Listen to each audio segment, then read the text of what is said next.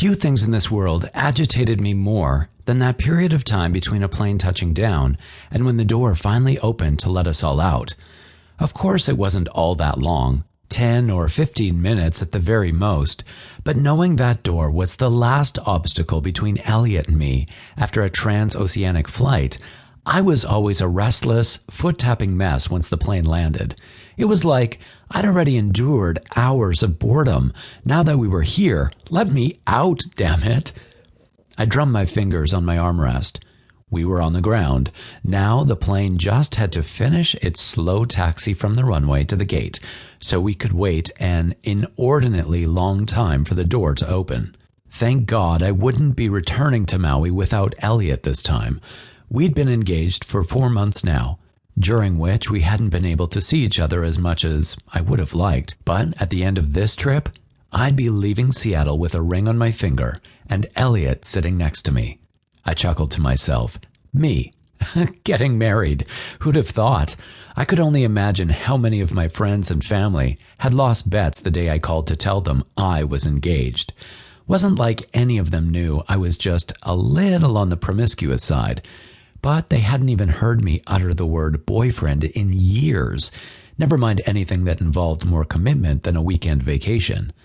Much to my mother's dismay, the only vow I'd ever taken was becoming a perma-bachelor.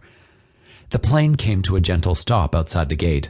Seatbelts clattered, and people jumped to their feet to open overhead bins and take out their suitcases. I unbuckled my own seatbelt and got up, but I wasn't in too much of a hurry. It would still be a short while before they opened the door, and it wasn't like I had to fight for elbow or aisle space.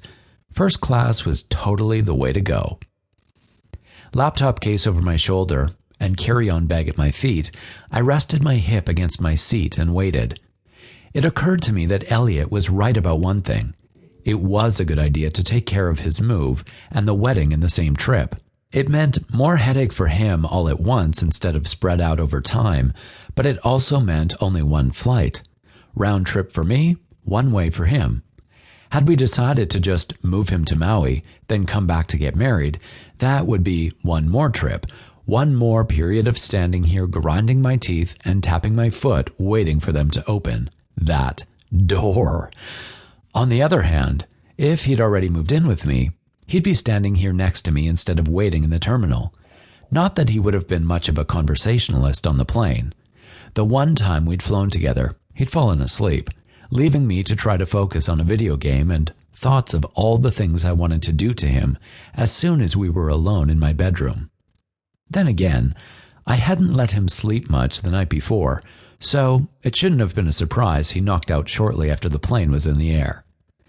Whatever the case, he was here now, waiting for me by baggage claim. I had no doubt he was already there. He'd probably been in the airport for a good hour or so before my plane even landed.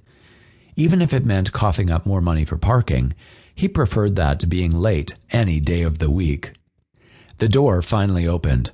I adjusted my laptop case on my shoulder and pulled up the handle on my suitcase, then joined the other passengers in the slow shuffle up the aisle. At least that didn't take long. This was definitely one of the perks of first class, closer to the door, which meant getting off the plane faster.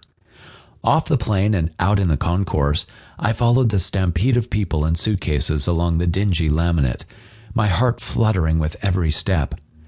I didn't even need to look at the signs anymore. Between traveling for business and coming here to see Elliott, I knew SeaTac like I knew my own garage. When I reached the escalator, I couldn't help smiling. Fortunately, the escalator wasn't all that crowded, so I was able to make some headway walking up the moving steps, because I didn't want to waste another second before I reached the top, and there he was. His smile weakened my knees, just like it did every time. But I convinced my legs to work long enough to get me off the escalator and across the small expanse of floor.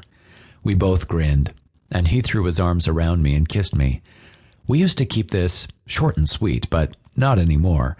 After that first half a year of only seeing each other once a month or so, he decided it wasn't too much for him to ask the rest of the world to indulge us a public kiss, just like any other couple reuniting in the airport.